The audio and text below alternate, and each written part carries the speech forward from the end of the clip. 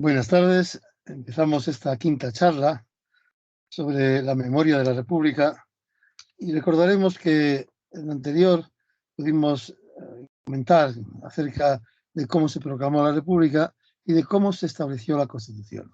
La Constitución republicana que, a diferencia de lo que muchos han querido transmitir, de que fue una más, no fue una más, fue una muy importante y con amplia repercusión en Europa y en el mundo. La charla de hoy versará sobre ese primer periodo de la República en la cual se intentaron asentar firmemente sus bases. Y asentar firmemente sus bases quiere decir asentarlas en lo que tenía de social, lo que tenía de civil, lo que tenía de laico, etc.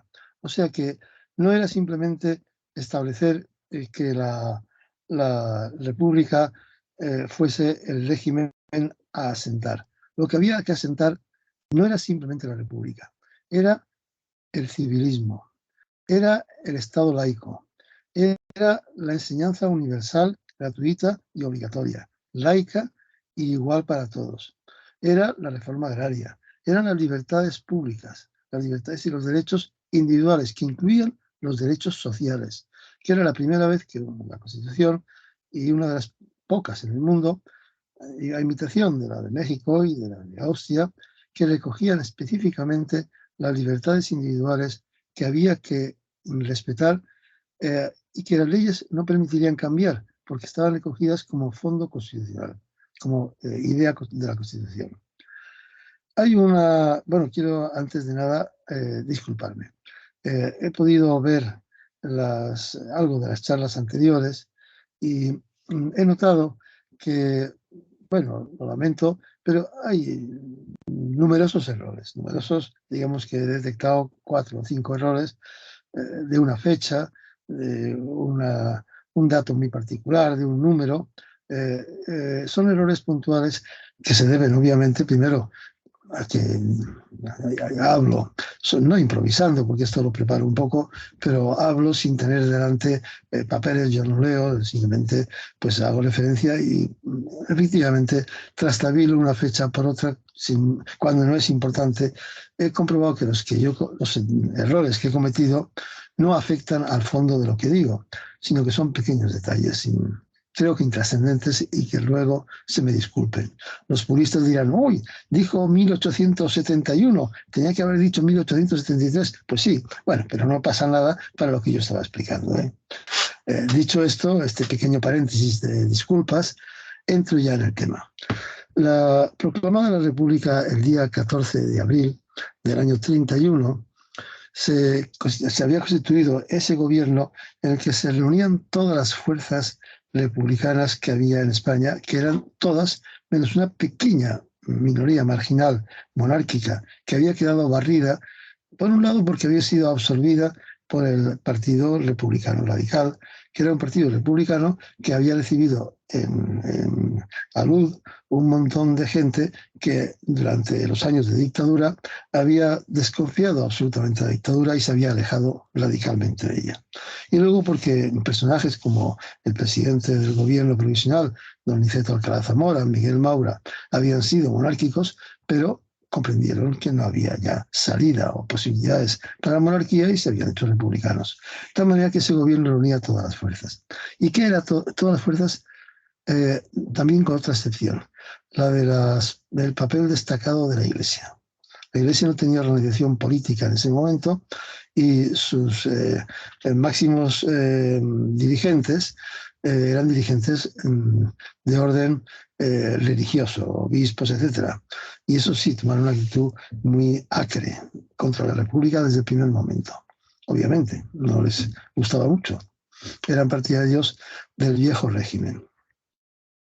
En un primer periodo, ese gobierno constitucional, ese gobierno se declaró legítimo y, como todo el mundo opinó que era legítimo, pues se constituyó como legítimo. Era una obviedad. Así que empezó a emitir decretos creando las mínimas bases para poder trabajar. y el principal fue la convocatoria de Cortes Constituyentes. Las Cortes Constituyentes se plantearon para, nada, 3 meses después de haberse proclamado la República, para el mes de junio, y ocurrió que fue necesario coger la ley electoral que había anteriormente, no se podía improvisar otra porque no había cortes para improvisarlas, y entonces se hicieron modificaciones para evitar el peso enorme que tradicionalmente en las cortes tenían los caciques locales.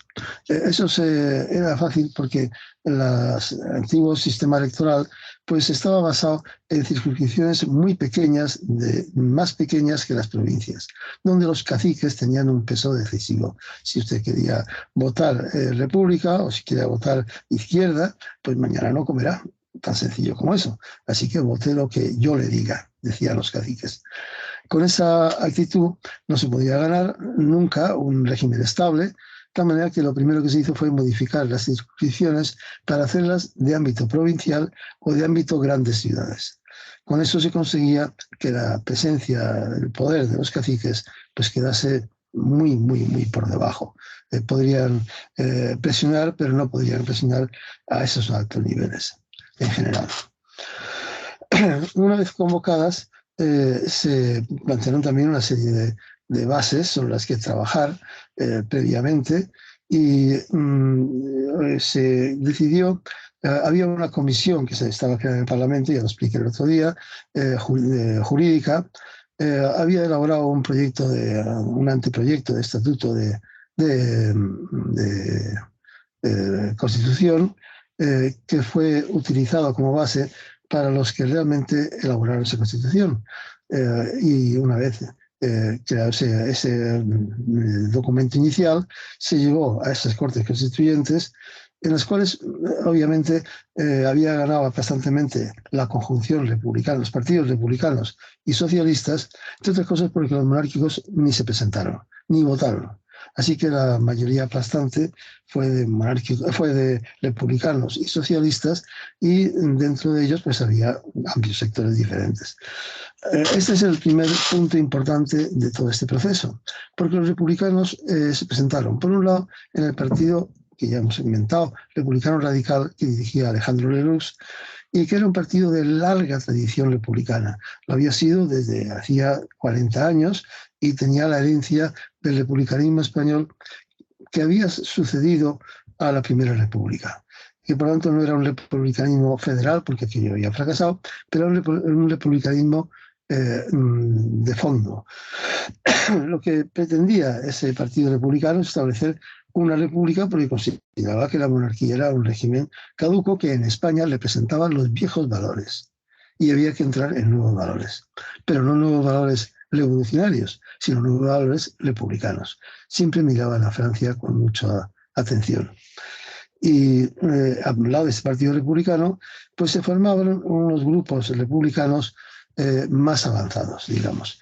El personaje que los fue dando forma fue Manuel Azaña, y Manuel Azaña primero constituyó un partido, Acción Republicana, que al final, 5 años después, 4 años después, sería la Izquierda Republicana.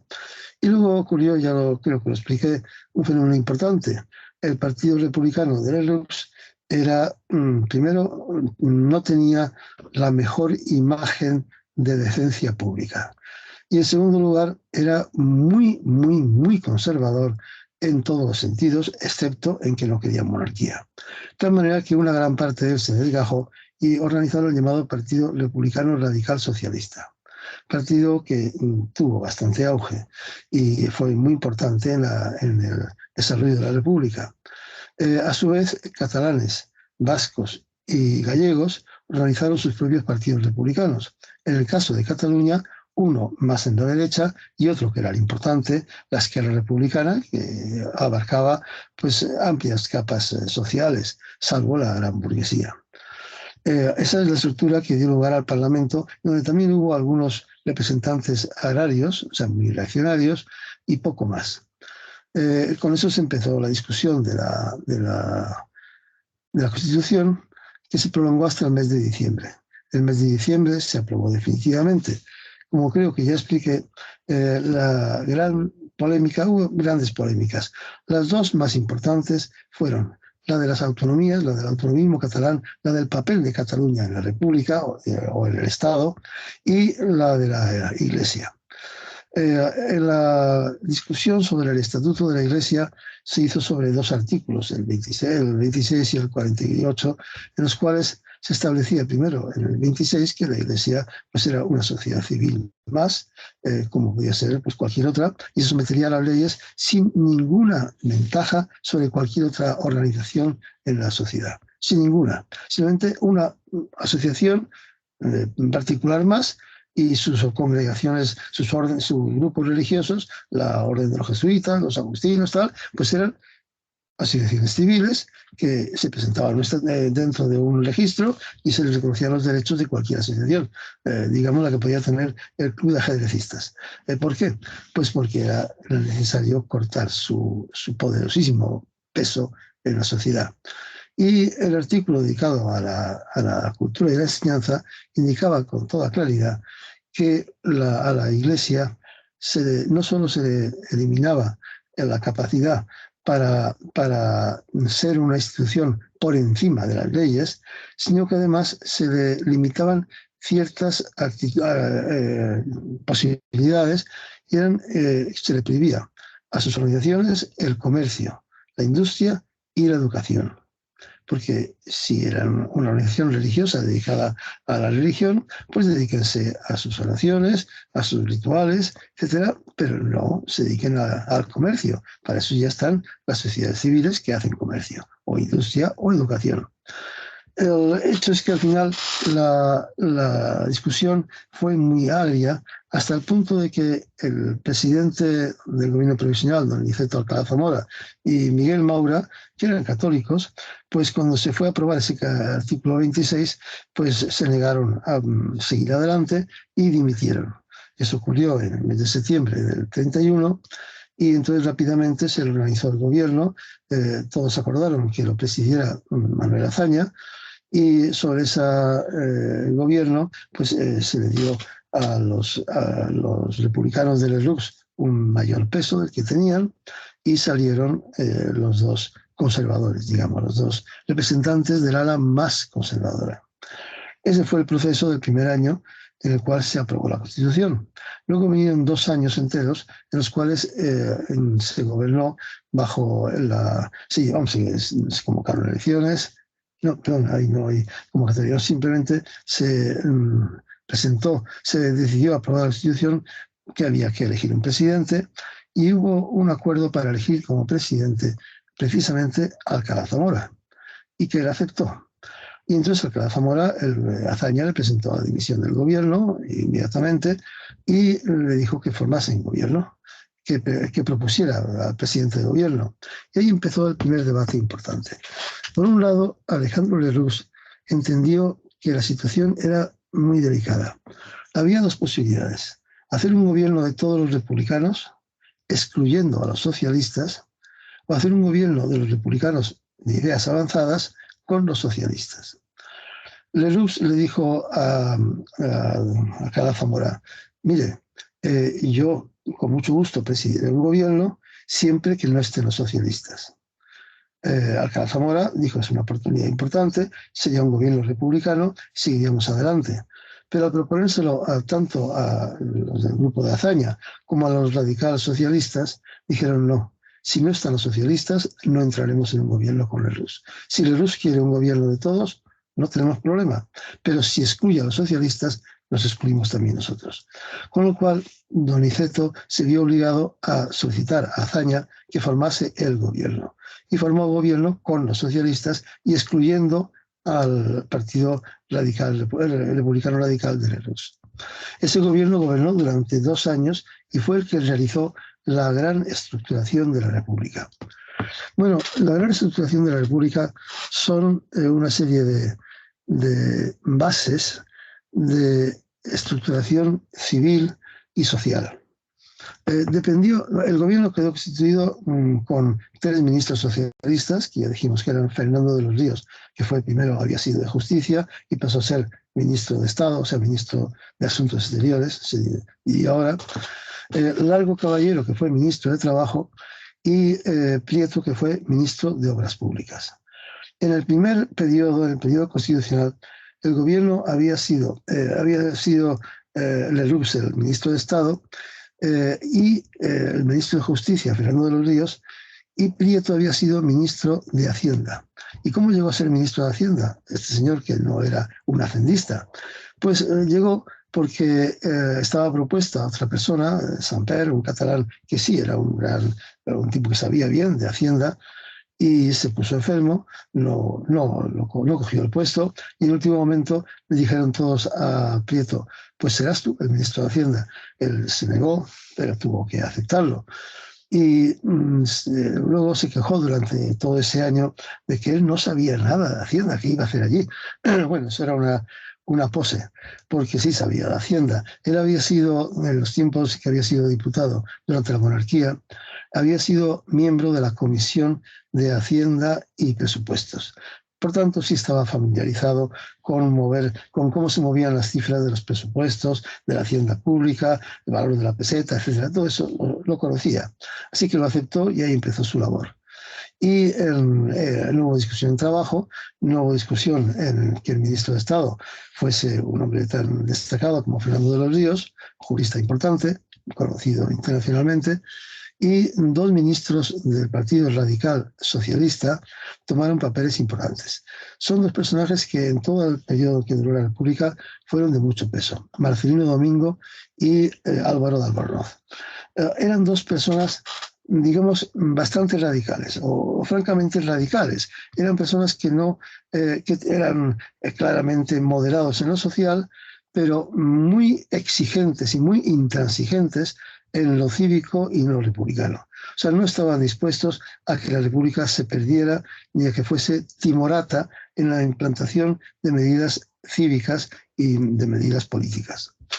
Luego a su lado estaba Azaña, que llevó a dos correligionarios suyos, y había un ministro catalán y otro ministro gallego.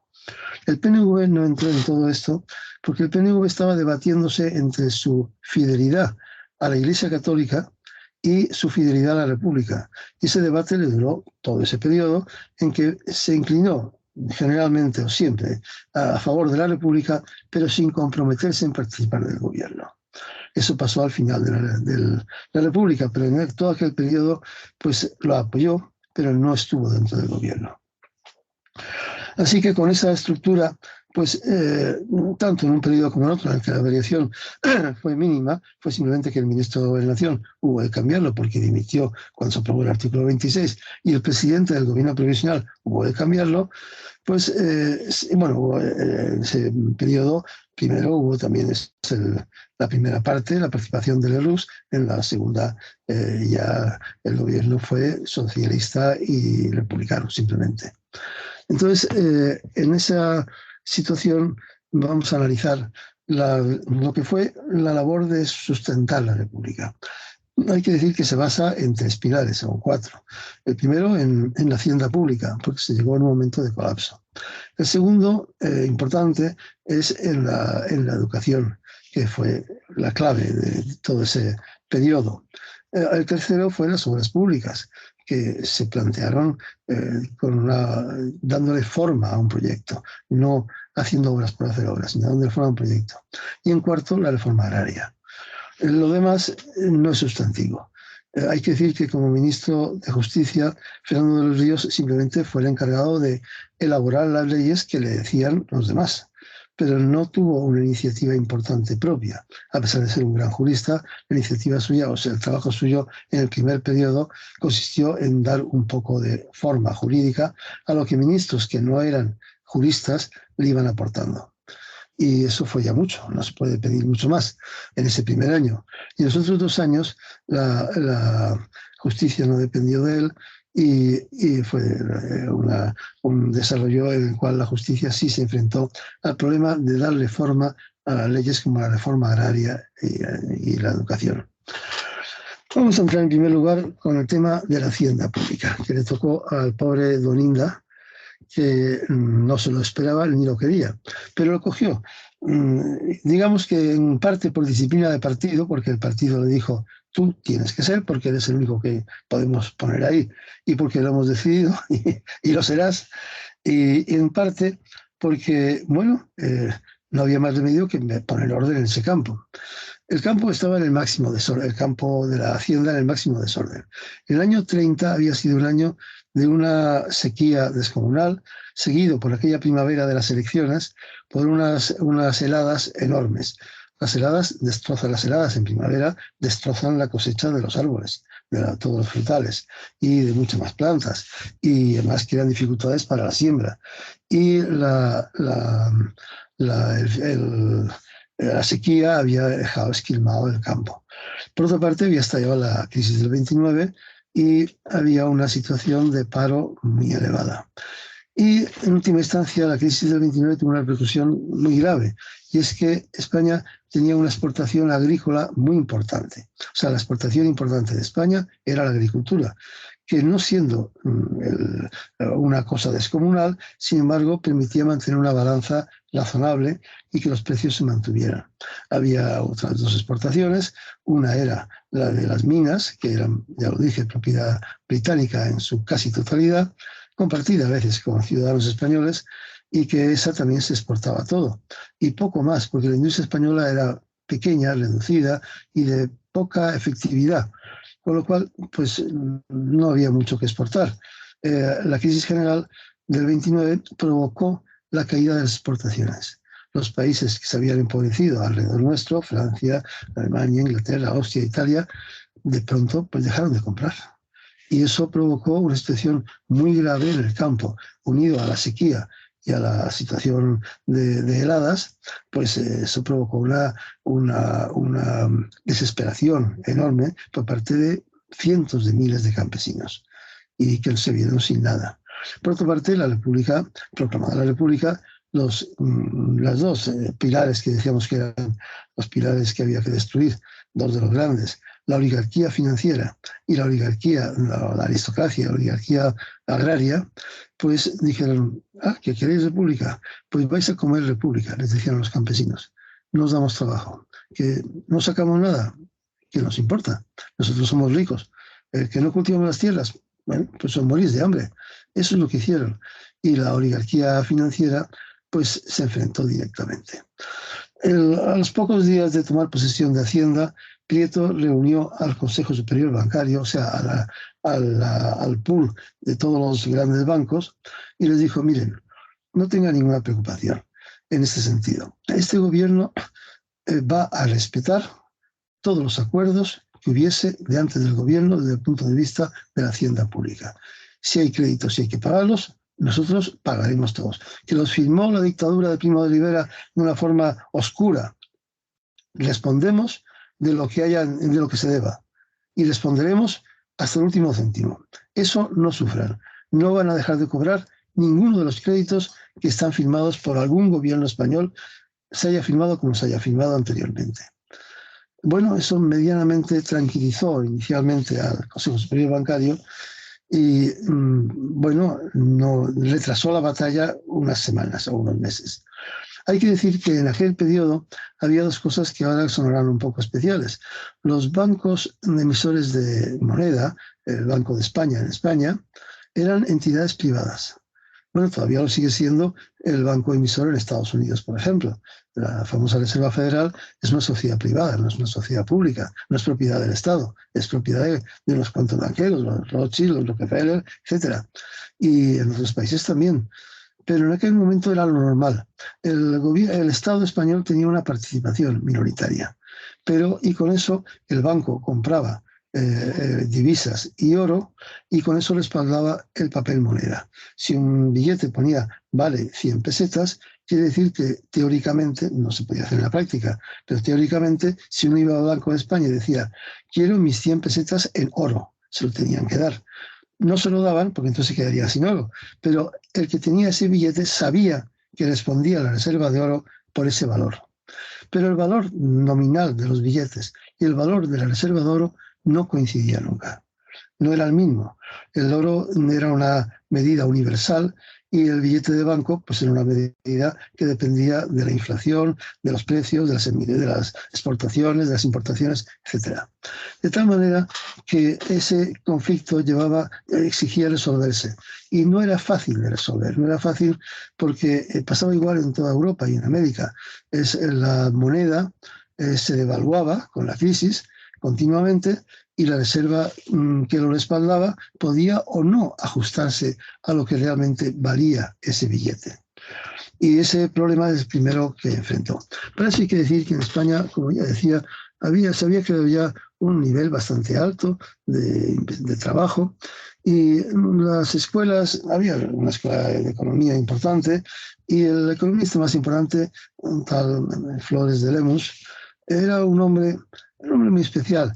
Era un tipo muy carca, como corresponde a una hacendista, pero a su vez era un hombre muy experto en economía, uno de los primeros que estructuró la hacienda española.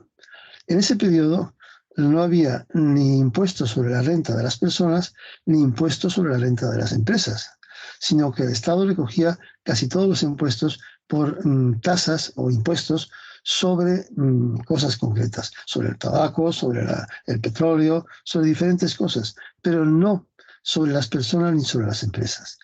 Flores de Lemus sí era partidario de introducir tanto el impuesto sobre la renta personal como el impuesto sobre la renta de las empresas.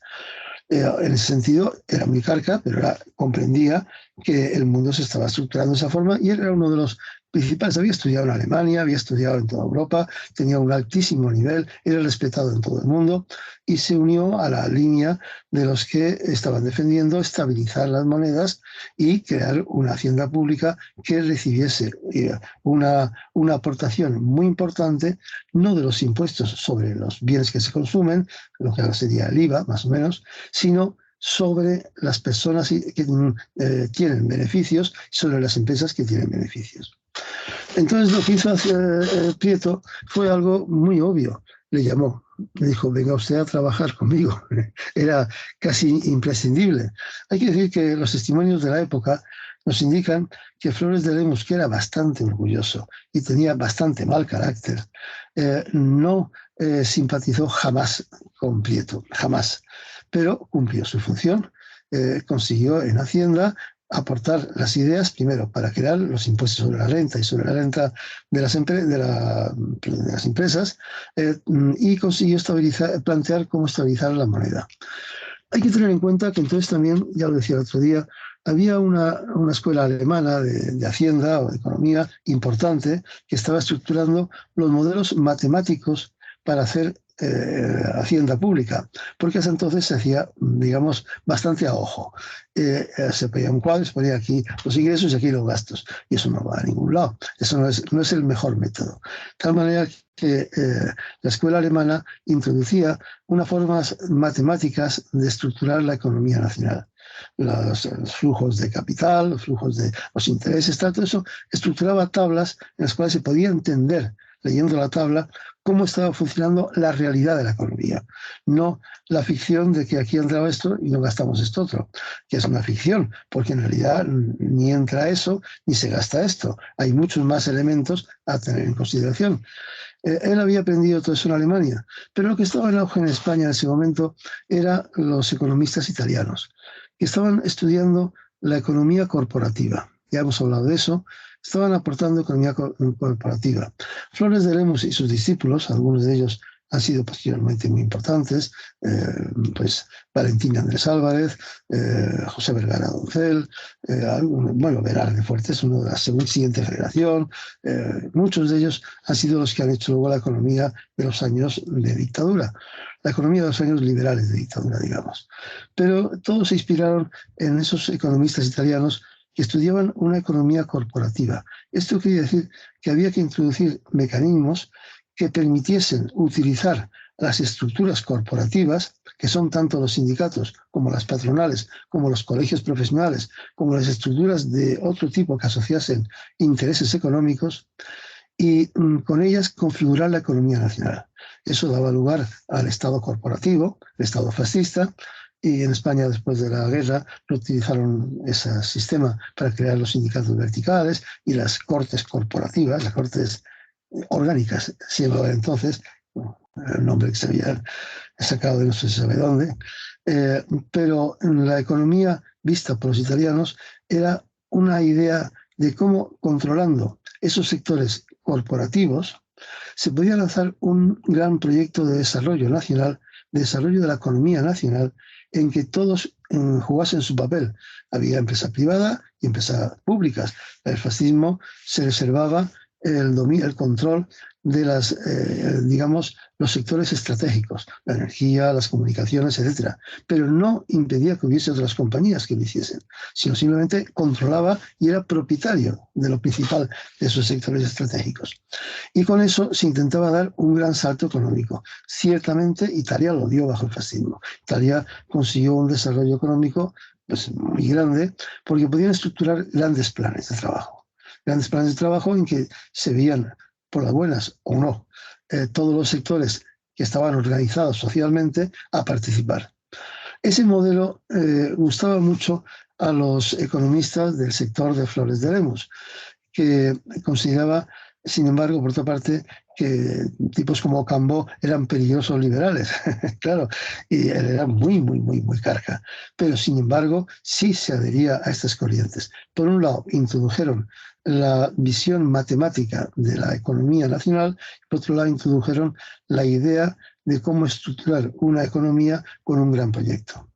Pero eso no correspondía a Flores de Lemus y a sus discípulos y amigos, le correspondió al propio Prieto. El propio Prieto comprendió que lo fundamental era establecer un plan, un proyecto de país, un plan de Estado. O sea, lo importante no era poner parches, sino crear algo diferente que fuese estable y fuese orgánico, incluyese todos los sectores, pero no como en Italia por la fuerza de una dictadura, sino al revés, por un sistema democrático que contase con todos. Era complicado, pero se puso manos a la obra.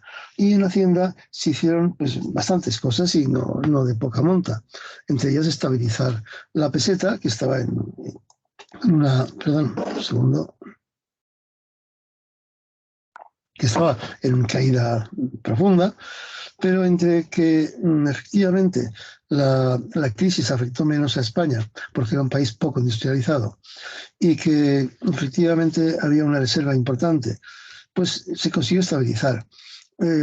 Tuvo que hacer algo muy importante, que es obtener créditos de fuera, franceses al final, a base de poner, digamos, la reserva de oro, una parte importante de la reserva de oro, en un banco francés a disposición como garantía de los créditos.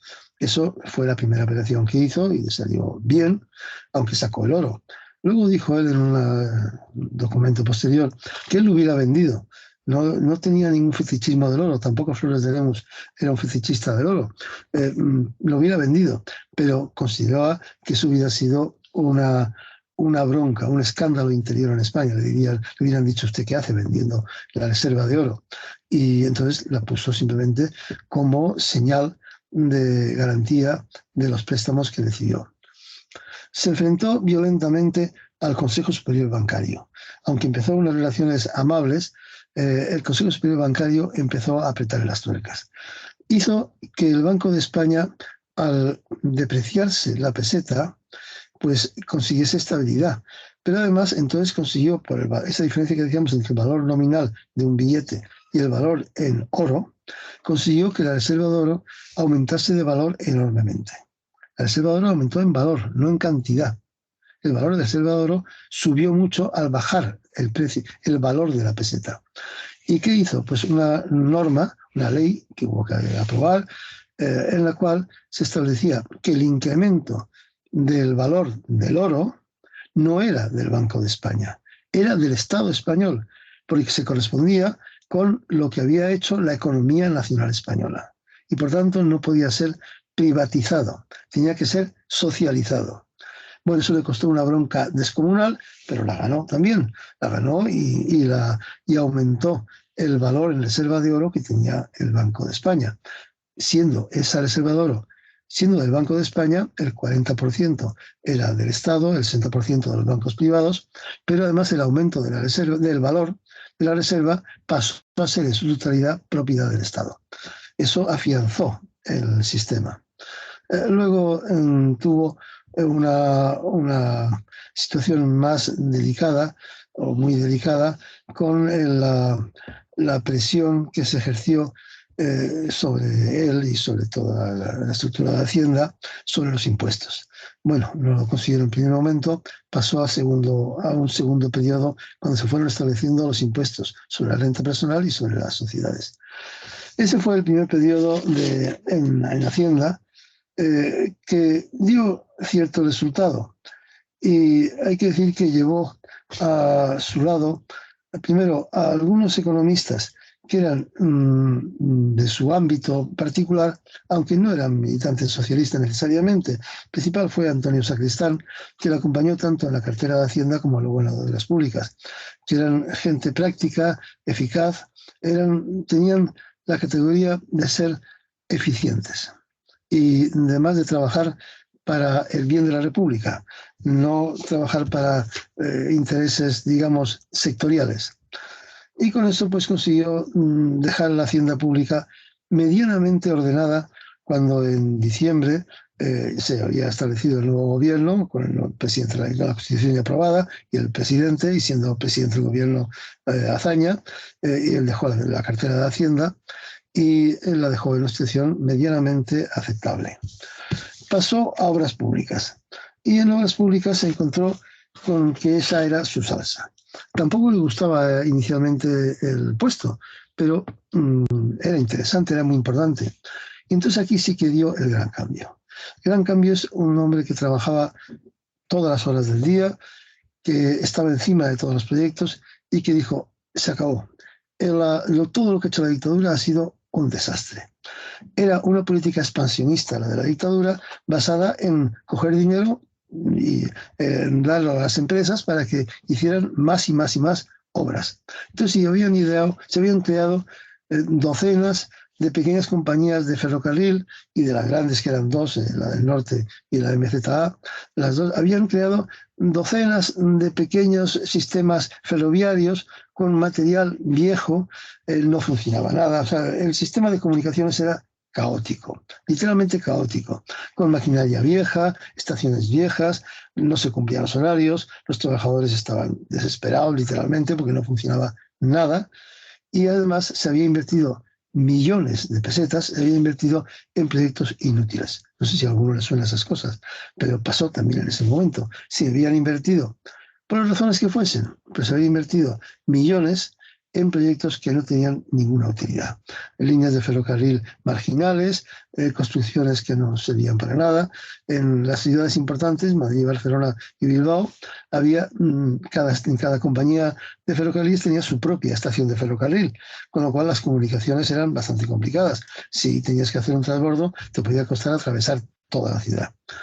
Entonces, esa idea fue importante, estructuró el sistema de ferrocarriles. Dijo, no se gasta ni un céntimo más del Estado, porque las empresas que construían los ferrocarriles nuevos y las máquinas, todo eso, no lo construían con su capital, sino que pedían créditos al Estado para hacerlo, o simplemente subvenciones. También creo que a algunos les sonará ese tipo de cosas. Y con eso construían esas líneas que no servían para nada. El proyecto dijo, se acabó. No se construye ni una línea nueva. Se consigue, como el objetivo de este gobierno y de la República es acabar socializando las comunicaciones, haciendo una gran compañía estatal de ferrocarriles, única, pues no queremos recibir material viejo que no sirve para nada. Todo el dinero que ustedes van a gastar, lo van a gastar no en nuevas estructuras, sino en buen mantenimiento, en buenas maquinarias, buenas máquinas, buenos vagones, buenas estaciones, mejorar lo que hay, no hacer nuevo, mejorar lo que hay. Claro, eso era un problema porque las compañías ferroviarias, acostumbradas al despilfarro, literalmente al despilfarro y a la colusión de intereses privados con dineros públicos, pues estaban en la quiebra, prácticamente en quiebra. O sea, sus materiales eran pésimos, no funcionaba nada. Creó un organismo para ir viendo, a ver, primero, cuantificar cuánto valía cada empresa ferroviaria del país. Porque decía así, ¿no? Esta empresa, la empresa Ferrocarril del Norte, hombre, pues tenemos 60 estaciones que valen millones, tenemos 80 máquinas, son buenísimas y valen muchísimo, y los vagones, y todo eso, y el mantenimiento, y los cables, todo eso. Dijo, bueno, una comisión profesional técnica que empiece a evaluar cuánto vale realmente, cuál es el capital real, objetivo, que se puede aplicar a cada una de las compañías. Con la idea de luego, pues, unificarlo y crear una única compañía. Ese proyecto lo empezó, creó la comisión y empezaron a trabajar. Y mientras dijo, y no se construye no se despilfarra ni una peseta más. Lo que haya que gastar, se gasta en mantenimiento y en mejora de lo que ya hay. Y luego fue a las 3 ciudades importantes, Madrid, Barcelona y Bilbao, y dijo, hay que liquidar el caos. Y entonces hay que crear una estación central, a la que vayan todas, menos en Madrid, donde hay que crear 2, una en el norte y otra en el sur. Y que ya estaban, esas estaciones sí estaban. Fue la del norte, no, la del norte hubo que crearla, la del sur estaba. Y esas 2 unirlas. Entonces cogió a sus ingenieros, a los mejores ingenieros se encontró, y les puso a trabajar y ideó hacer un eje norte-sur en Madrid, que es todo lo que es la Castellana, la ampliación de la Castellana, etcétera, actualmente, y unir por bajo tierra la estación que había al norte y la estación que había al sur.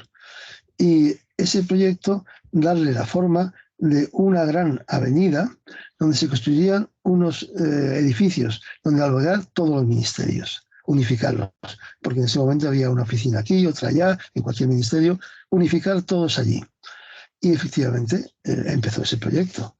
Y además dijo, y vamos a electrificar las líneas de tren. Y vamos a hacer un circuito de cercanías que permita llegar hasta Ávila y Segovia, a atravesar la sierra, de una forma coherente con lo que ya hay, pero creando unas líneas de calidad tanto para el área industrial o comercial de Madrid como para las 2 provincias cercanas.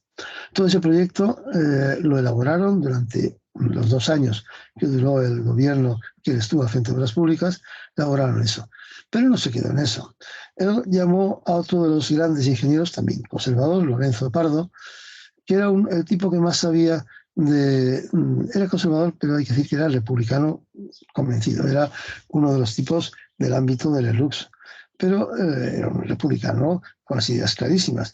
Y le llamó para que hiciera un plan hidrográfico. ¿Qué decía? Decía, la riqueza de España se sustenta en realidad en este momento en la agricultura. No tenemos una industria eficiente, la industria habrá que ir cambiándola, eso no es un tema de obras públicas, es del Ministerio de Fomento, pero en obras públicas hay que crear un mecanismo que permita que la agricultura deje de ser un ineficiente para pasar a ser una agricultura con alta productividad. Dijo, y eso era cierto, los agricultores en España han alcanzado un buen nivel tecnológico. Se ha introducido maquinaria. Y además, con la introducción de la maquinaria, pues se ha conseguido reducir los costes. Los costos de la producción agrícola se habían incrementado, sin embargo, la productividad se había incrementado más todavía, con lo cual el saldo era rentable. Pero la tierra está mal distribuida y está desaprovechada. Más o menos solo se cultivaba el 40% de la superficie de España. ¿Por qué no se hacía más? Por 2 razones. Por un lado, porque había tierras improductivas. Por otro lado, porque había propietarios que no pensaban trabajar nunca, ni pensaban que se produjese nada de sus tierras. Así que planteó que debía crear una estructura de futuro que permitiese, primero, irrigar cientos de miles de hectáreas nuevas de tierras que eran buenas, pero que no se podían cultivar porque no tenían agua. Y que podían pasar de ser tierras de secano, tierras de trigo, a ser tierras de producción más compleja, de huerta, de frutícola, etc. Y ese plan se lo encargó a este ingeniero que era el que más sabía de eso y que había organizado la Confederación del Ebro en su momento. Bueno, pues efectivamente, hicieron un plan muy importante en los 2 años que estuvo, en los cuales se creaba una red de pantanos por toda España que permitía irrigar tanto las 3 zonas que ya le había interesado, Extremadura, la cuenca alta del Guadalquivir y el Levante, desde Almería hasta Valencia. Bueno, la más importante para él era la que llegaba de Almería a Valencia, para la cual hacía falta trasvasar el agua del Tajo a los ríos del Mediterráneo, a Segura, a Turia y al Júcar. Bueno, esa obra era descomunal, había que hacer un acueducto de cientos de kilómetros, pues todo eso se planificó en ese periodo.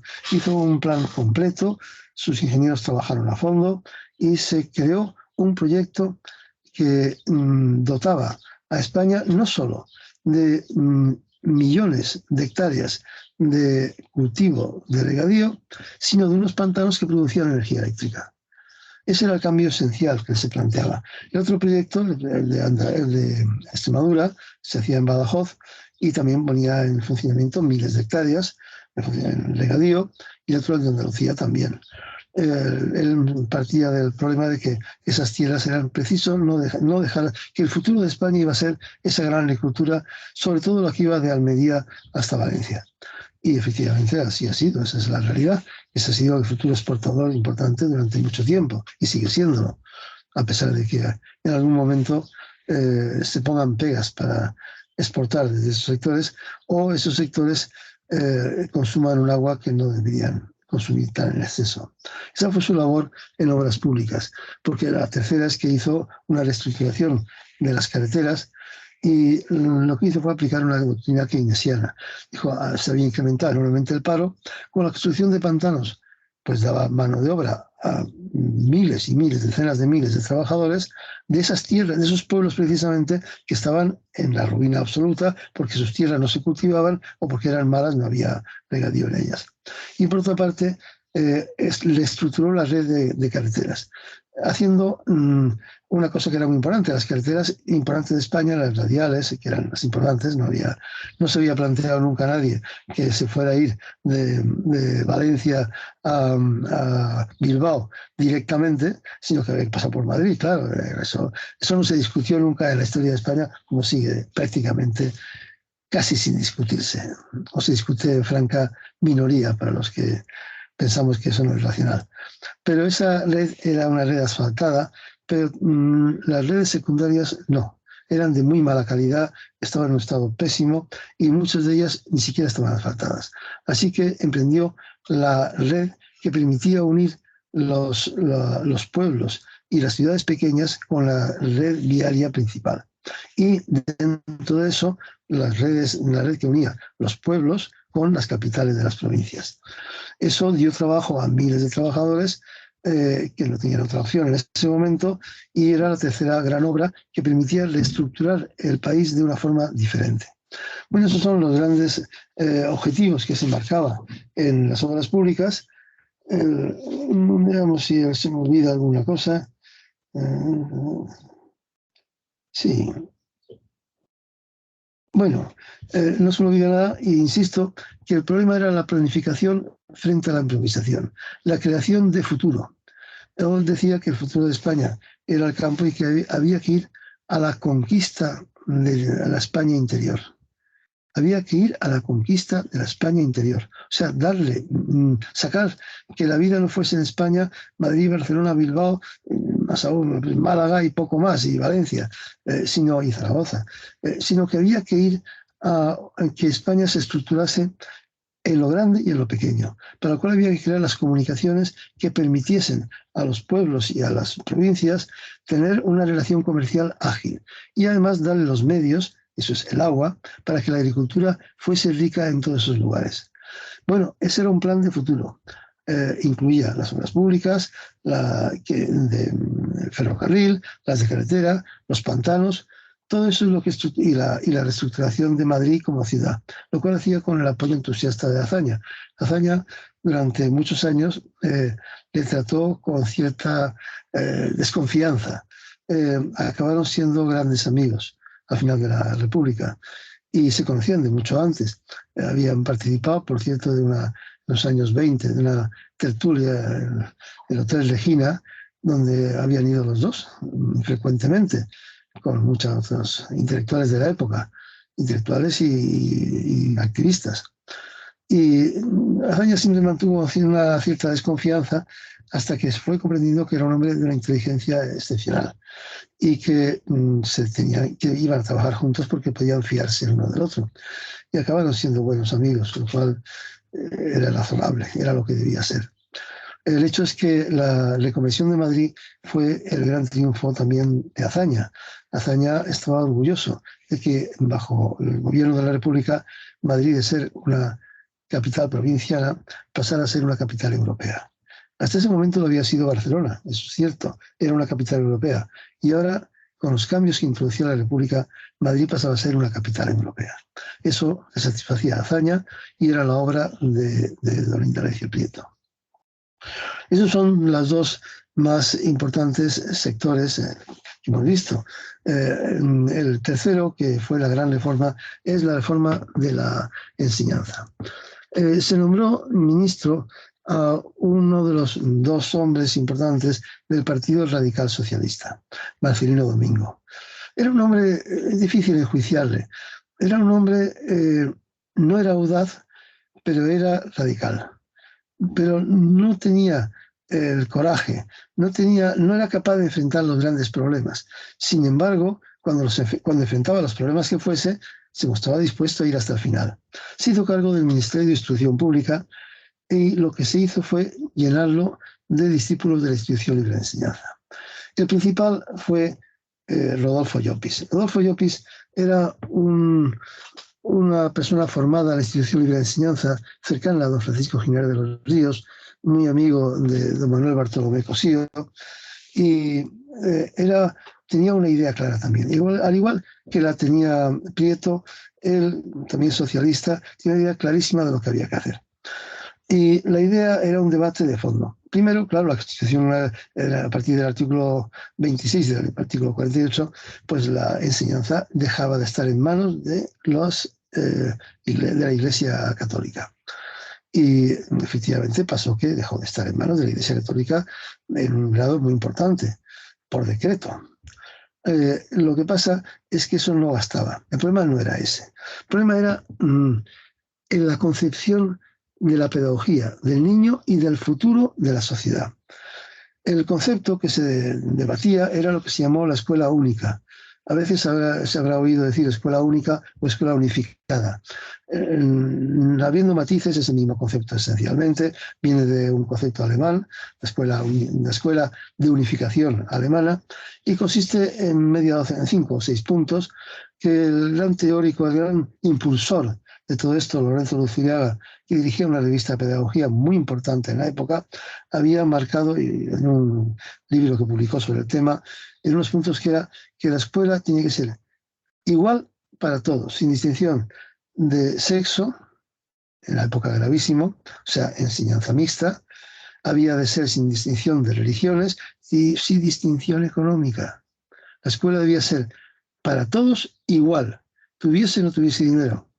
Y además, no solo debía ser igual, sino que tenía que ser una escuela tal que todo el niño que valiese para estudiar tuviese gratuitamente la opción de pasar de primaria a bachillerato y de bachillerato a la universidad. Que no se podía negar a nadie capacitado el acceso a la universidad. La escuela única incluía también aspectos como el laicismo. La escuela no podía enseñar ninguna forma de religión. La escuela debía ser igual en todas partes. El programa debía ser un programa unificado. Debía haber unas enseñanzas que fuesen genéricas, que se había que estudiar en todas las escuelas. Y el único que no era genérico se aceptaba, porque fue así el estatuto, que en los países con lengua propia, en Cataluña especialmente, la enseñanza se podía impartir en catalán, se impartía en catalán y no pasaba nada. No pasaba nada. Bueno, algunos se enfadó un poco, pero muy poco. No fue lo mismo que ha pasado muchas veces después. Y efectivamente, por lo demás, la escuela unificada, sino única, significaba la oportunidad de crear un sistema escolar igualitario y sin distinciones de clases sociales, ni de sexo, ni de ideología. Y todos tenían que ir a la misma escuela. Se había acabado lo de que los ricos van a la escuela de frailes, donde les prepararán para ser ministros o banqueros, y los pobres irán a una escuela pública donde les prepararán para ser peones de obra. Eso era lo que se acababa. Y se acabó, realmente eso fue el salto de gigante. Y luego Llopis introdujo unas reformas muy importantes. La primera, cuando él había llegado al puesto de director general de enseñanza primaria, pues ya se sabía, los maestros cobraban, la categoría inferior de maestros cobraba menos que un trabajador de la construcción. Literalmente menos. Pues a partir de ese momento se duplicó el sueldo de los maestros, se duplicó. Y luego lo más importante, se aprobó un plan para pasar del número de escuelas que había, que era muy bajo, 23.000, se decidió crear un número elevadísimo de escuelas. De hecho, el primer año de esta reforma se crearon 7.000 escuelas y en el segundo 5.000, tantas como las que se habían creado en los 20 años anteriores. Tantas.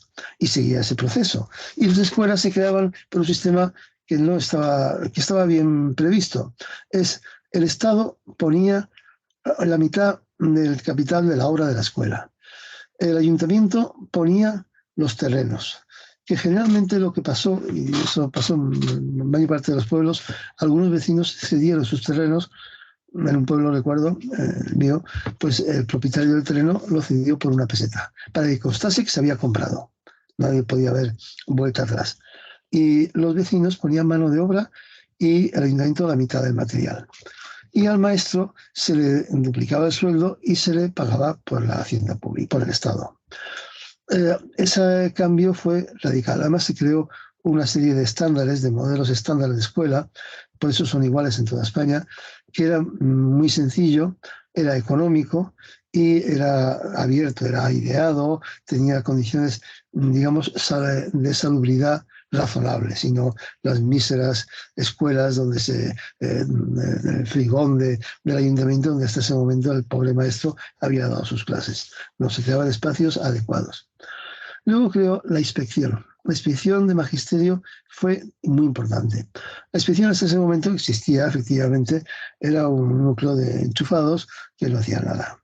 Y él creó una inspección que efectivamente se montaba con la idea de ser el colaborador de los maestros. Y entonces el inspector era un tipo que tenía que ir a las escuelas. Primero era un tipo que entraba por oposición y no entraba porque le cayese bien al director general de enseñanza primaria. Y luego su labor era llevar la pedagogía a las escuelas de los pueblos que tenía bajo su ámbito. Como creó esa inspección, que a su vez los consejos. Había consejo nacional en Madrid, un consejo provincial, un consejo en cada municipio y un consejo en cada escuela.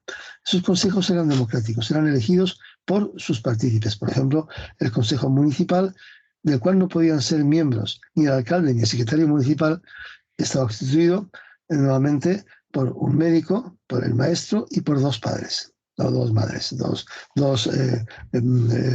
responsables de los niños directamente. En los consejos más amplios, los maestros votaban a sus representantes. Y entonces estaba el consejo provincial, estaba votado por los maestros de la provincia. Estaba votado en su mayoría, había también funcionarios en él. Y esos consejos sirvieron para efectivamente conseguir el máximo apoyo de la reforma por toda España, para una vez más ir a la conquista de la España interior, que había dicho Prieto, porque eso significaba llegar a todas partes con gente ilusionada con el proyecto.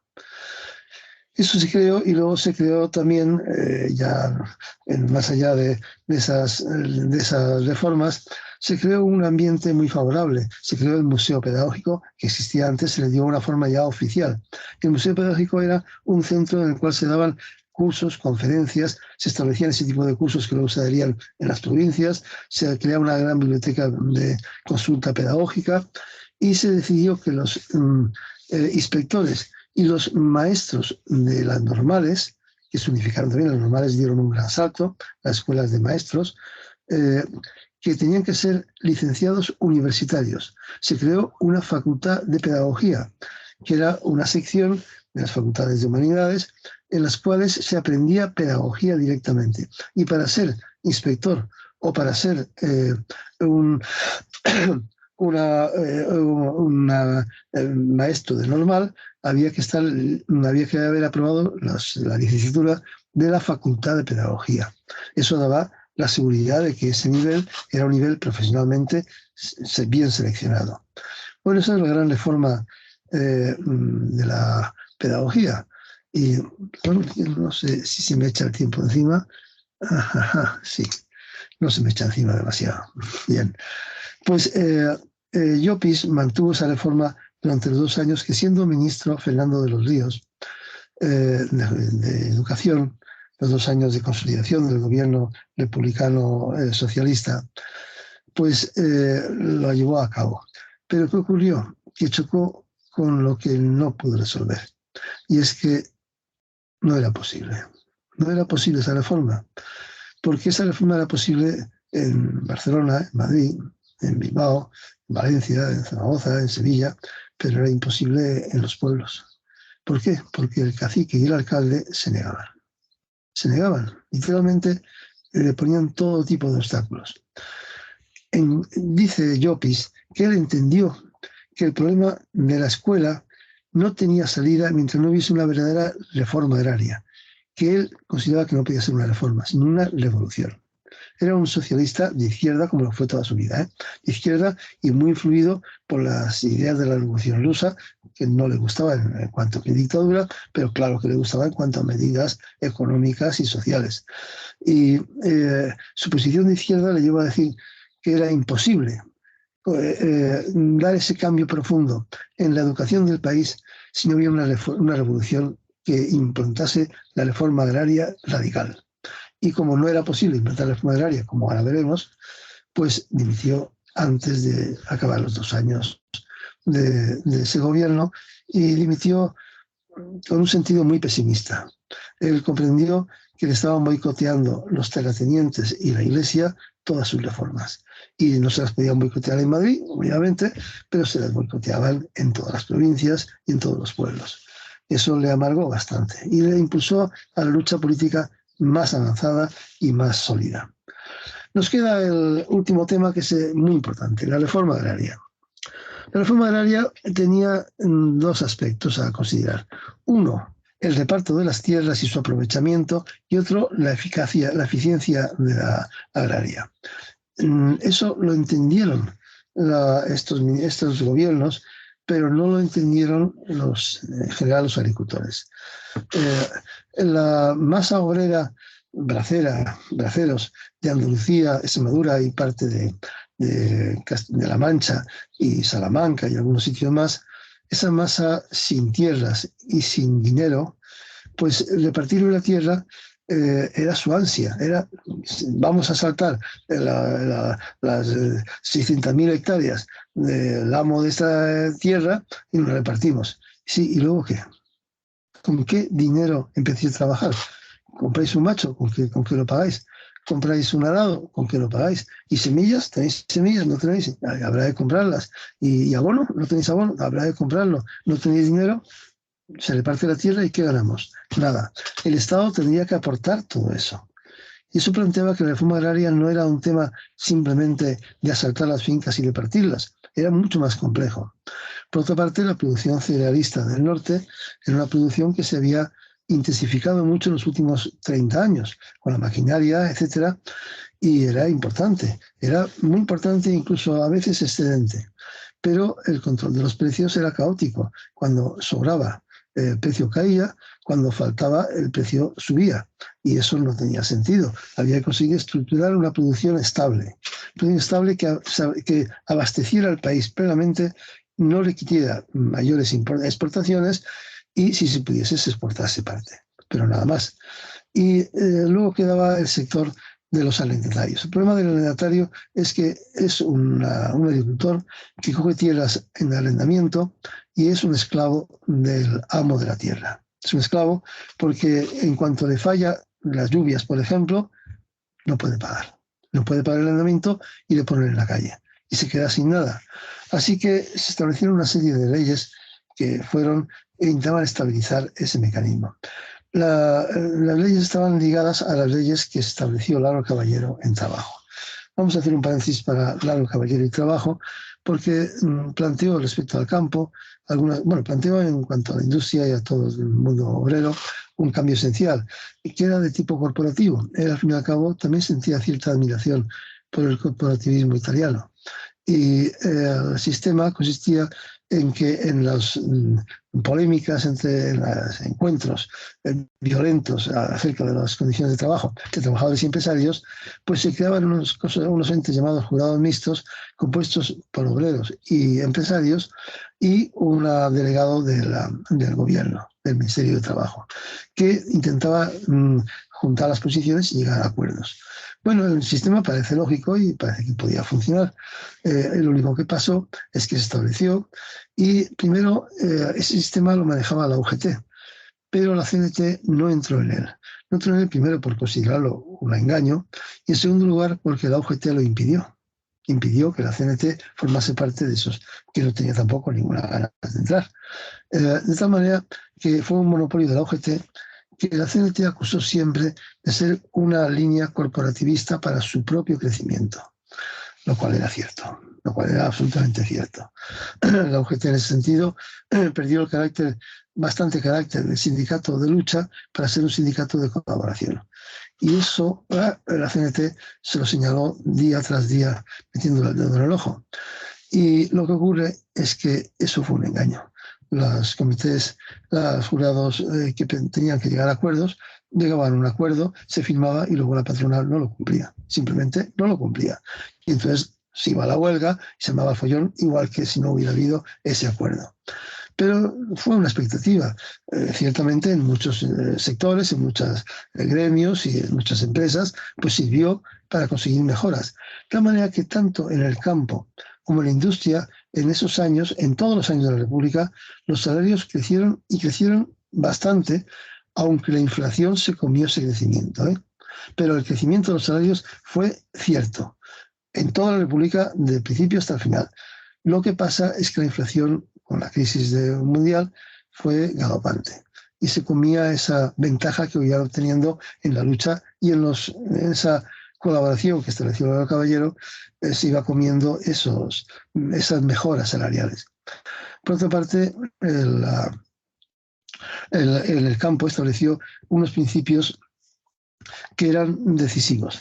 Primero, se estableció por ley que en ningún pueblo se podía contratar mano de obra ajena a los vecinos del pueblo mientras hubiese parados en el pueblo, porque la práctica de los grandes propietarios era muy sencilla, y de los medianos, y hasta de los pequeños. Era, venga, la siega a tantos reales a jornada, y eso es muy poco. No importa, me voy a Galicia y me traigo aquí una cuadrilla de segadores de Galicia que me cobran la mitad.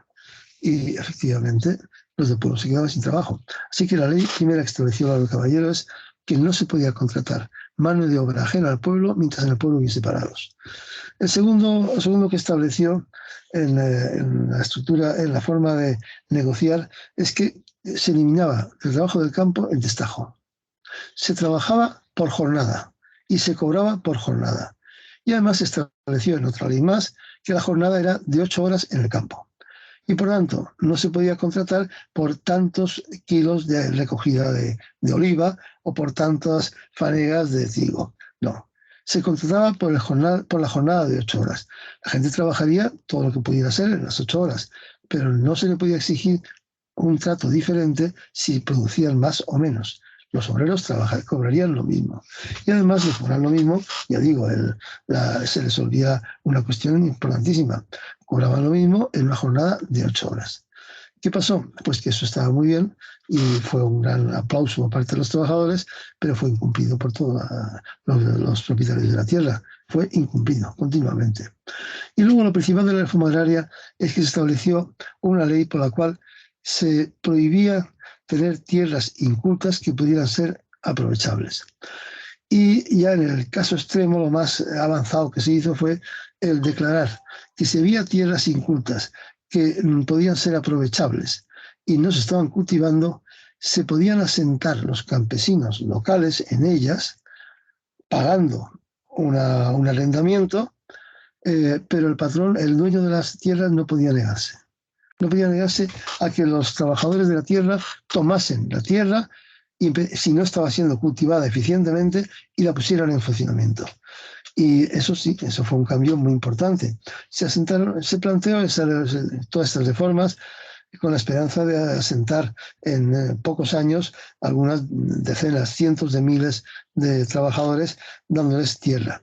Como se establecía crédito agrícola y se establecían las posibilidades de darles un capital a crédito para tener medios, pues la consideración es que se asentaría una gran población, y si al cabo de esos años estaban construidos los pantanos, pues España se convertiría en un país agrícola, estructurado, donde hubiese una propiedad agraria. Seguiría habiendo gran propiedad agraria, pero no habría tierras incultas, etc. Entiéndase que el objetivo era la eficiencia agrícola, no la propiedad de la tierra. Eso es lo que se entendió. Por estos ministros, que fueron los dos ministros que llevaron esto, eran radical socialistas, la propiedad era sagrada y por tanto no estaban dispuestos a que se pudiese expropiar. Y si se expropiaba tenía que ser pagando, y pagando por un justiprecio. Y por tanto la propiedad sagrada impidió una verdadera reforma agraria. Eran los radicales socialistas que dirigieron la reforma agraria, Álvaro Albornoz y Marcelino Domingo, tenían por delante de cualquier concepto de eficiencia, tenían la sacralidad de la propiedad. Eso fue un dato muy negativo para lo que fue la necesidad de reforma agraria que tenía el país. Sin embargo, las normas que se aprobaron tanto por trabajo como por la propia reforma agraria hubieran permitido, o tenían como objetivo permitir, que al cabo de unos años, estableciéndose más regadíos, hubiese por toda España una gran masa de campesinos asentados en tierras en propiedad o en arrendamiento, que diesen además una productividad alta, y eso permitiese una exportación mayor, etc. Ese era el plan. Como se ve, no estaba mal, era un plan con idea de futuro. No era poner un parche hoy, o no era repartir tierras para que luego no se pudieran cultivar. Era crear los elementos para un mañana, para una estructura de país diferente. Se estaba pensando en otro país. Existe una frase de Prieto: ir a la conquista de la España interior. Era el objetivo, crear el país entero. Obviamente los fracasos se debieron a eso, a la patronal, pues se firmaba un convenio y luego no lo cumplía, y los grandes propietarios o los medianos propietarios agrícolas pues se saltaban a la torera las normas. ¿Cuál fue la razón de los fracasos? Pues es que el gobierno, tanto el primer gobierno, el primer periodo de gobierno provisional, como el periodo de gobierno ya constitucional de 2 años, pues fueron muy timoratos, es mi opinión, con el mundo del funcionariado. Primero, había unos funcionarios muy peligrosos que eran la Guardia Civil.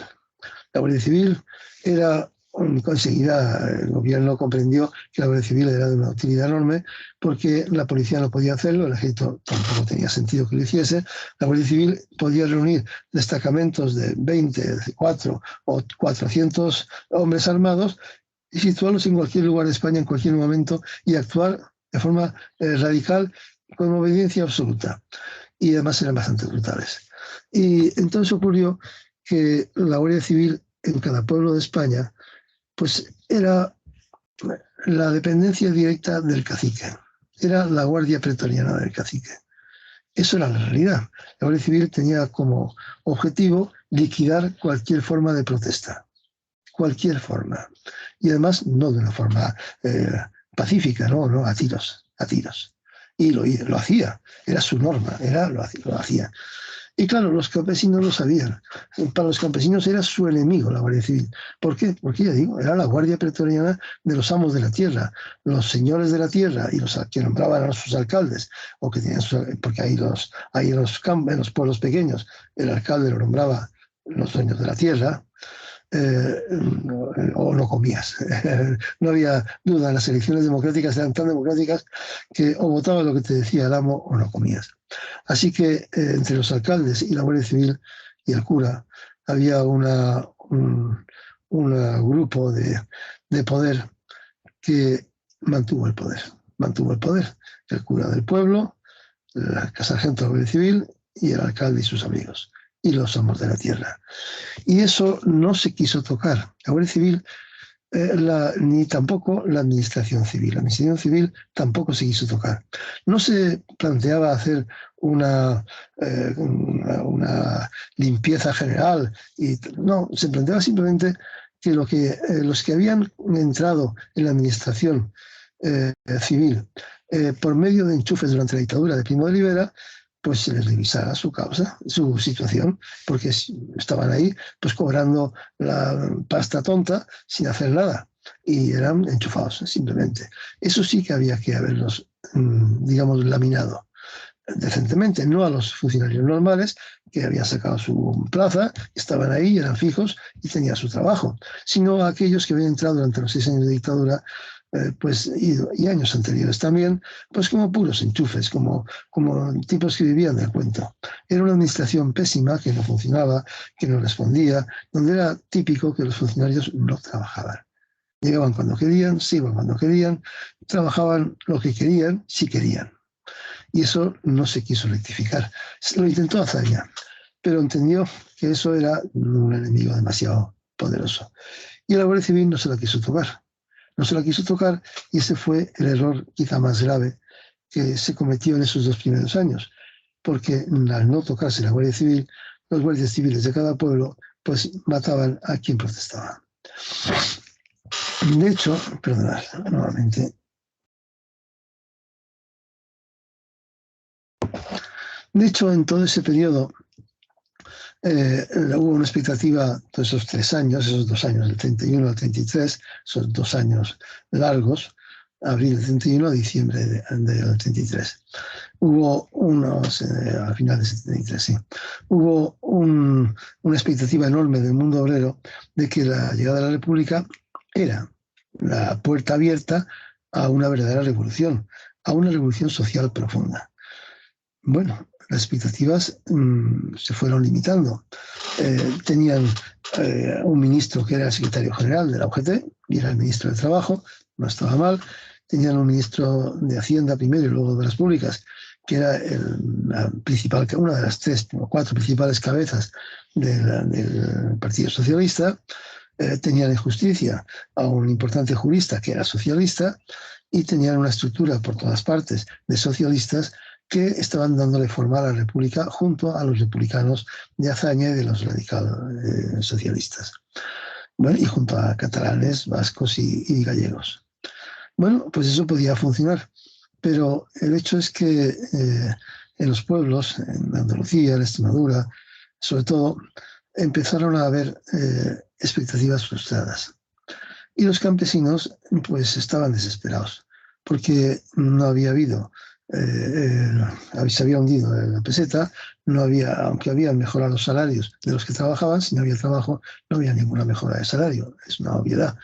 En ese sentido es importante comprender que esos campesinos estaban desesperados, al borde, estaban en la miseria, pero la miseria, viviendo en chozos. Bueno, todos habrán visto o habrán leído la famosa novela de los Santos Inocentes. Ese era el mundo de los obreros del campo. Eso es Extremadura.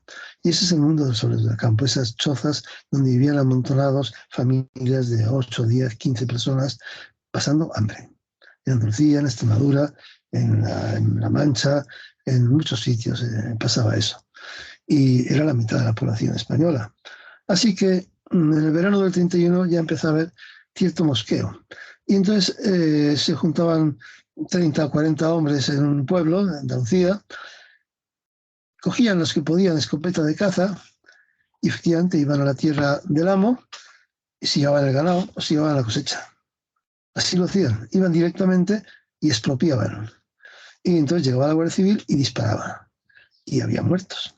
Así que hubo una sucesión de pequeñas acciones en muchos pueblos, pero también en el norte, el más famoso Arnedo, en La Rioja y en Cataluña. Hubo muchos movimientos en los que estaba más bien presente siempre el movimiento libertario, porque la CNT tenía un poder importante en las ciudades, en el ámbito industrial, sobre todo en Barcelona, Zaragoza, Valencia, y en las minas en Asturias, en Bilbao.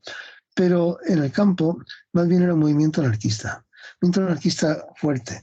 Debo decir que en aquel tiempo, y eso me lo contaba gente de aquella época, a lo mejor en una aldea en un pueblo de Extremadura, Andalucía, que ya sabes, todo el mundo son pueblos a lo mejor de 15.000, 20.000, 30.000 habitantes, pues un hombre que sabía leer llegaba a un periódico, se sentaba y se reunían alrededor de él 40, 50 campesinos que no sabían leer, porque el 40% de la población española era analfabeta, 40%, se sentaban alrededor de él y el periódico se leía en voz alta y se discutía entre todos.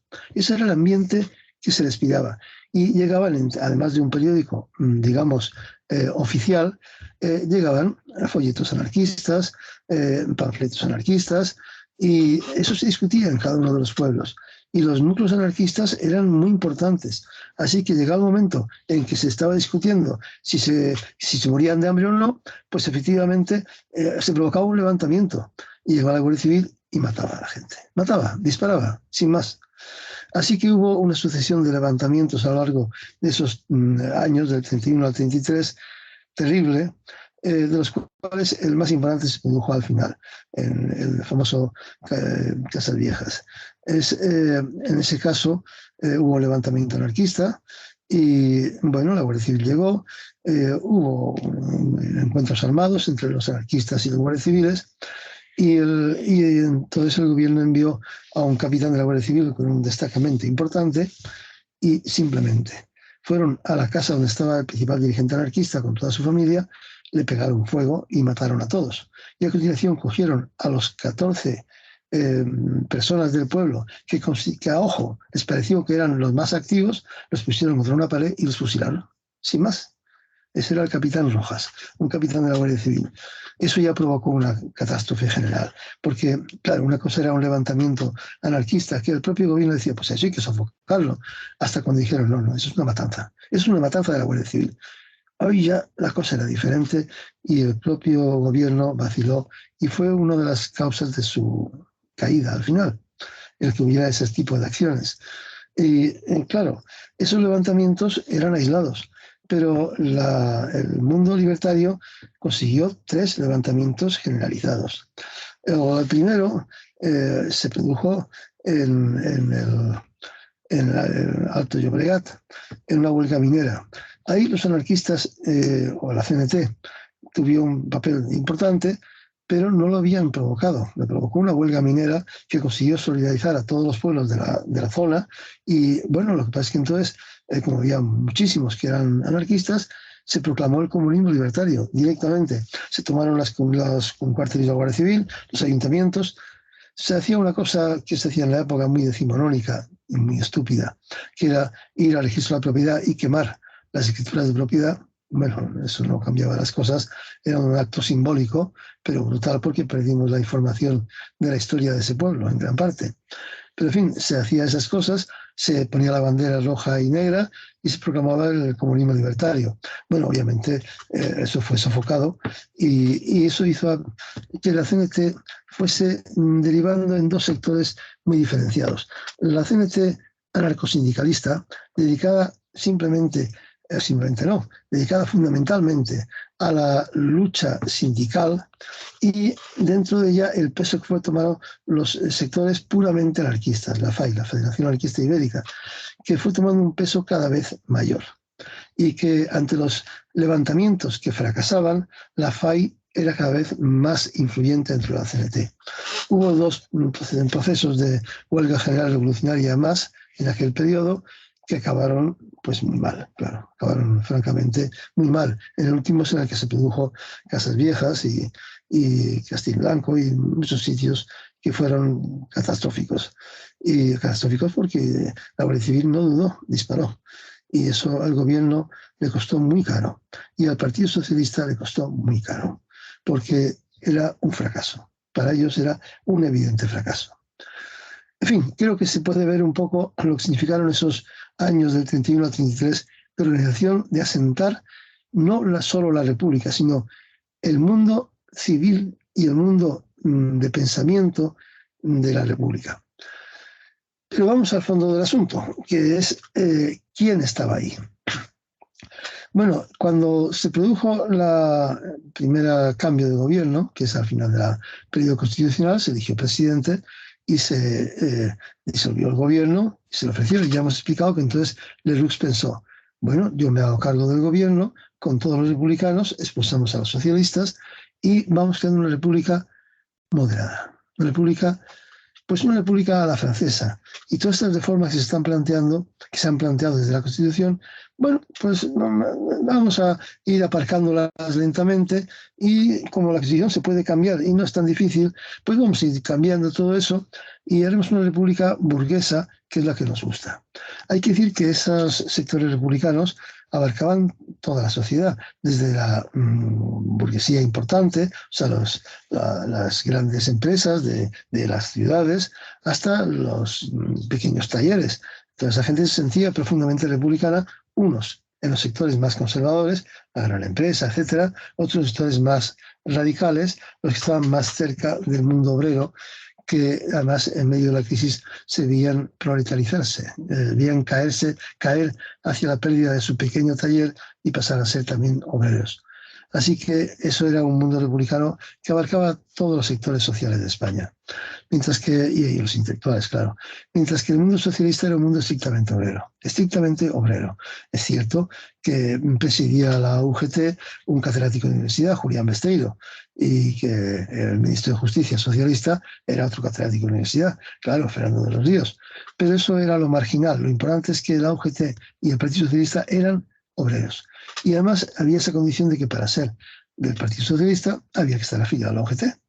Y si no, no podías afiliarte al Partido Socialista. De tal manera que el Partido Socialista tenía un componente obrero único, estructural. Era el mundo obrero en una parte, digamos, muy importante. La industria y también la Federación de Trabajadores de la Tierra, que era el sindicato obrero del campo de la UGT, y tenía un peso muy grande. Ya digo que en el año 33 ambos sindicatos, CNT y UGT, tenía cada uno alrededor de 1 millón de afiliados. En un país que tenía 7 millones de trabajadores. No es una tontería. O sea, estaba afiliado, no, 5 millones de trabajadores asalariados. Eso no es una tontería. Era casi la mitad de la población obrera estaba sindicada. Al cabo del tiempo estuvo el 70%. Y el PSOE se sentía ligado a eso, de tal manera que la presión continua dentro del PSOE para que sus ministros dejasen el gobierno. El mundo de la UGT era de obreros normales y corrientes y veían fracasar las reformas que se estaban imponiendo. De tal manera que estaban cada vez más indignados y más exigiéndole al partido que dejase el gobierno en manos de los republicanos y pasaran a la acción en la calle. Pasaran a la acción, pasaran a ser la oposición, porque pensaban que sería mucho más exitoso su lucha en la calle sin tener la atadura del gobierno que si estaban en el gobierno y no podían hacer ciertas cosas.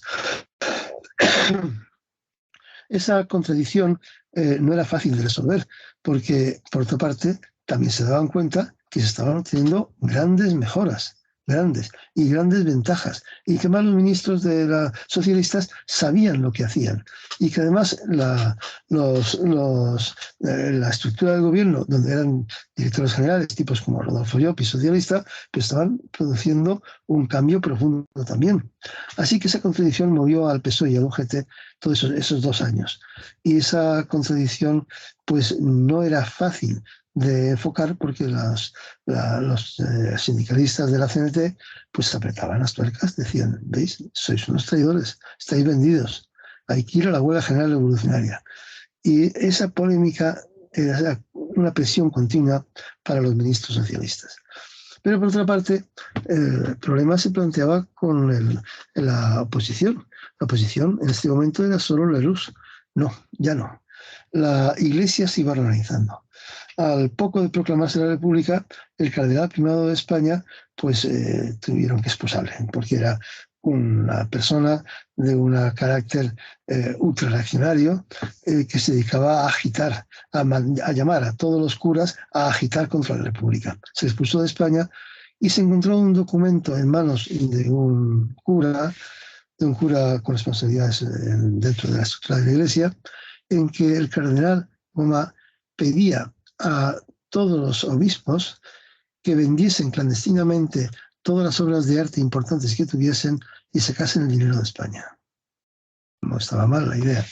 Claro, eso ya provocó la expulsión definitiva de Goma y apareció otro cardenal primado, Segura, que, bueno, no era tan bruto como Goma, pero era radical absolutamente. Y a su lado apareció la estructura que impulsaban los jesuitas, que eran bastante más listos que el resto de la Iglesia. Y entonces su estructura tenía una idea de que había que jugar todas las cartas. Así que fueron creando un partido eclesiástico ligado directamente a la Iglesia, pero que aceptaba, posibilista se llamaba entonces, que aceptaba la República. Le gustaba más la monarquía, pero no tenía problema en aceptar la República. Se constituyó como partido y, bueno, y además como organización. Crearon un periódico importante, hay que decir que uno de los mejores de España, El Debate, dirigido por este Ángel Herrera, un hombre que luego fue cardenal, y la Asociación Nacional de Propagandistas, creada por los jesuitas, pues se dedicó a establecer un mecanismo que pudiese actuar dentro de la República legalmente y además a favor, si era necesario, de la República. ¿Pero de qué República?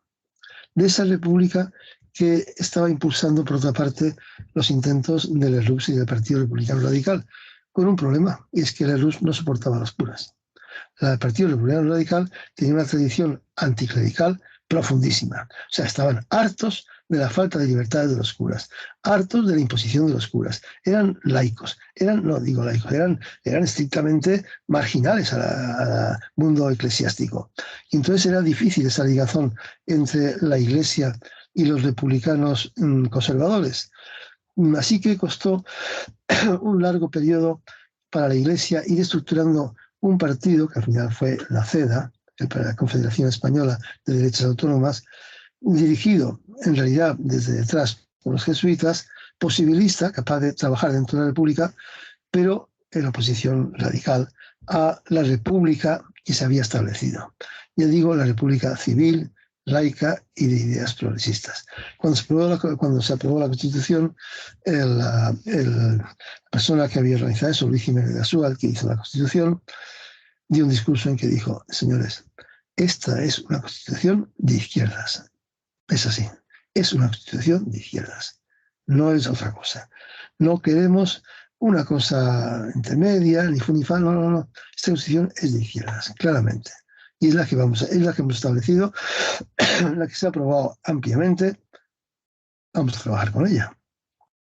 Y eso es lo que había que cambiar para el Lerroux por un lado y para la Iglesia por otro. Pero entendámonos, no tienen nada que ver.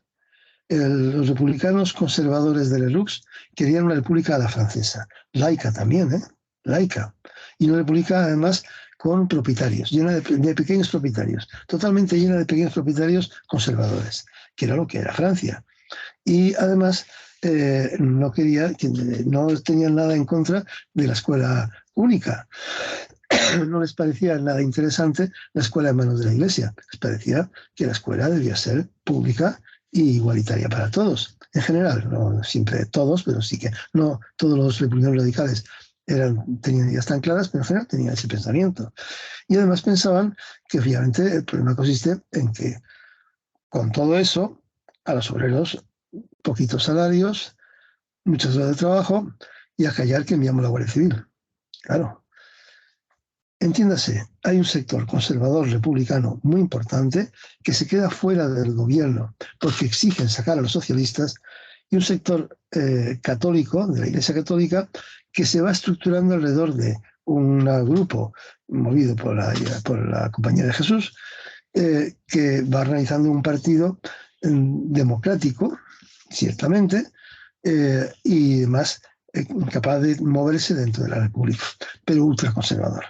Ese partido que va organizando la Iglesia tiene que tener una cosa que no pueden dejar de lado, y es que tiene que ser atractivo para la extrema derecha del país.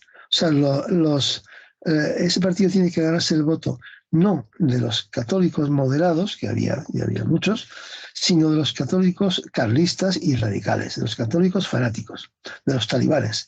Tenía que ganarse el voto de unos y de otros. Y claro, tenía que poner unas propuestas democráticas diciendo, pero no se preocupen, vamos a cargarnos todo esto que se ha montado en cuanto lleguemos al poder. Claro, ese era el ambiente. Entiéndase, 3 sectores, o 4. En la extrema izquierda, un mundo libertario muy importante, intelectualmente muy bien formado, con una gran tradición y una consolidación intelectual muy sólida, con auténticos dirigentes sindicales, con una preparación sindical extraordinaria, pero también con una preparación intelectual muy elevada. Hay que decir que el mundo anarquista estaba profundamente implicado con el mundo del esperantismo, del naturismo, del vegetarianismo, de mil cosas, y sobre todo con la cultura. Con la cultura, en donde había un grupo de anarquistas en un pueblo, se creaba un local donde se hacía una coral, se hacía un periódico pequeño, local, se hacían obras de teatro, se hacía una biblioteca y se hacían reuniones y charlas. Y no solo de movimiento anarquista de lo que opinaba Kropotkin. No, se daban charlas sobre la alimentación, sobre la educación de los niños, sobre todas esas cosas. Se procuraba crear escuelas. Ese era el mundo anarquista, que no era un mundo de salvajes en los pueblos, llamando a la revolución sin más. Era un mundo intelectualmente profundamente sólido y profundamente arraigado en la mente de los trabajadores. Tenía un peso profundo y era respetado por todos. Porque, ya se sabe, ya lo dije creo en otra ocasión, para el mundo anarquista el lema era el libro y la bomba. El libro y la bomba. Se había creado a finales del siglo XIX, principios del XX, ese lema, el libro y la bomba. Hay que ir con una bomba y con un libro. La bomba para echarla al centro patronal y volarlo por los aires cuando estén reunidos los patronos, y el libro para que la gente tenga cultura, conocimientos y podamos tomar el poder siendo gente con la cabeza bien puesta. Ese mundo anarquista tenía el peso enorme en el mundo sindical, de la CNT, y tuvo un papel decisivo a lo largo de toda la República. Pero en las primeras elecciones, escogido de sorpresa, las municipales, y la mayor parte de los trabajadores de tradición anarquista pues votaron, obviamente votaron a lo más progre que encontraron, a cualquier cosa que fuese progre para acabar con la dictadura y con la monarquía. Y en las segundas elecciones no, se abstuvieron, con lo cual, bueno, la burguesía ganó aplastantemente, las del año 33. Y a su lado estaba el mundo de los republicanos socialistas, un mundo de republicanos de izquierda, republicanos socialistas, radical socialistas y socialistas, que era un mundo en que era el mundo donde estaba realmente el pensamiento republicano profundamente arraigado, o sea, el mundo que estaba pensando en un país diferente, que era consciente de crear un país, era consciente de estar barriendo, como decíamos otro día, los pilares del viejo sistema y en su lugar creando pilares de un sistema radicalmente nuevo y diferente. Ese mundo era el que tuvo el gobierno, el que creó realmente la Constitución y el que creó todas esas reformas que hemos expuesto. A su lado estaba el mundo de los republicanos conservadores, el mundo de Lerroux y el Partido Republicano Radical, que era un partido conservador en lo social y temeroso, y además que no le gustaba un pelo que los obreros pudieran tomar la fábrica, porque la fábrica era suya. Fábricas en general no eran de la aristocracia o de la oligarquía financiera, terrateniente. Las fábricas eran de industriales, que casi todos eran republicanos, casi todos. Era curioso porque la gran industria estaba en manos de republicanos conservadores. Eran dueños de fábricas, de empresas grandes, de minas, en fin, de todo lo que fuese productivo importante, menos del campo. Pero en la industria estaba en manos de un sector industrial que había nacido en el siglo XX, que no provenía del mundo de la tierra, provenía del mundo de la creación de empresas y provenía sobre todo de que durante la Primera Guerra Mundial pues se había vendido todo lo que se pudiera vender a ambos bandos al ser España neutral, y eso había fomentado una burguesía sólida y que se había formado con sus tradiciones y eran republicanas. Y ese mundo importante era el republicano conservador. Y luego estaba a su derecha el mundo de la Iglesia, que era recalcitrante, era simplemente talibanes, pero que había comprendido que había que crear un núcleo básico, intermedio, que no fuese de talibanes, que fuese atractivo para esas clases burguesas que pudiesen decir, bueno, con estos curas podemos trabajar. Y en ese ámbito, el partido que formó Gil Robles, la CEDA, y que formaron los jesuitas, era un partido que intentaba abarcar toda esa derecha, desde la derecha burguesa hasta los terratenientes y los monárquicos. Luego quedaron al margen un pequeño partido monárquico, como se llama el Espanto Nacional, pero pequeño, no fue importante nunca, y en el último extremo se creó un partido fascista, la Falange, pero eso hablaremos el próximo día. Esta es la charla de hoy, creo que ha sido afortunadamente un poco más breve que otras, porque creo que les hablo demasiado. Y esta es la charla de hoy. Próximamente hablaremos de lo que pasó cuando ese proyecto pasó a manos de los republicanos moderados. Y más adelante hablaremos de cuando al final la Iglesia se hizo con el control. Creo que no me dejo nada importante y debo insistir en que en el ámbito de la educación, todo el ministerio, aunque estuvo presidido el primer año por un ministro radical socialista, todo el ministerio era un ministerio de gente formada en la institución de la enseñanza, todos, Paco Barnés, todos estaban formados en la institución de la enseñanza, de manera que esa influencia poderosa llegó muy lejos y muy alto. Y algo más. Bueno, eso es lo esencial. Y sí decir que la pugna al final, entiéndase, que se va a desarrollar personificándola entre Azaña y Lerroux. Esa es la pugna que nos importa aclarar. Porque Azaña personificaba todo el sentido de la república que se quería crear y Lerroux personificaba todo el sentido de una república burguesa que ya existía en Francia y que no podía existir en aquella España si no era contando con la Iglesia. Y eran sus enemigos, porque era un partido anticlerical. Y la Constitución no tenía fácil solución. De eso hablaremos el próximo día. Muchas gracias.